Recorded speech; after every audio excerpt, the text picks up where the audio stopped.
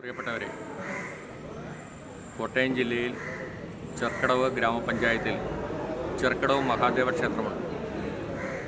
ആ ചെർക്കടവ് മഹാദേവ ക്ഷേത്രത്തിൻ്റെ പടിഞ്ഞാറേ നടയിൽ വർഷങ്ങളായി ഒരു അരയാലുണ്ടായി.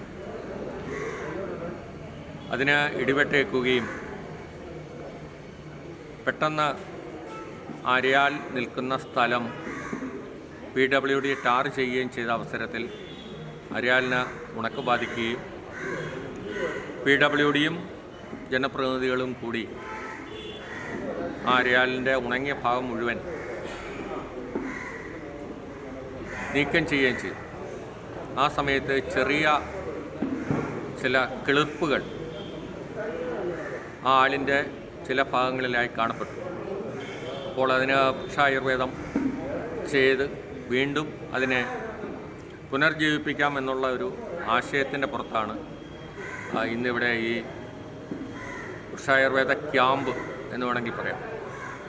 നാട്ടുകാരും തൊട്ട് സ്കൂളിലെ വിദ്യാർത്ഥികൾ, നാഷണൽ സർവീസ് സ്കീമിൻ്റെ വിദ്യാർത്ഥിനികൾ, പരിസ്ഥിതി പ്രവർത്തകരെല്ലാം കൂടി ലോക പരിസ്ഥിതി സംരക്ഷണ ദിനമായ ജൂലൈ 28 ഒത്തുചേർന്നിരിക്കുകയാണ്. നമുക്കൊരു ഒരു ഒരു പരീക്ഷണമാണിത്. കാരണം 95% മരണപ്പെട്ട ഒരാളാണ്. എന്നാലും അമ്പലം ഭാരവാഹികളുടെയും പരിസ്ഥിതി പ്രവർത്തകരുടെയും അഭ്യർത്ഥന മാനിച്ച് നമ്മൾ ഈ ദൗത്യം ഏറ്റെടുക്കുകയാണ്. ചെർക്കടവ് ശ്രീ മഹാദേവ ക്ഷേത്രത്തിൻ്റെ മുൻപിലുള്ള ആൽമരത്തിന് ചികിത്സ നൽകുകയാണ്.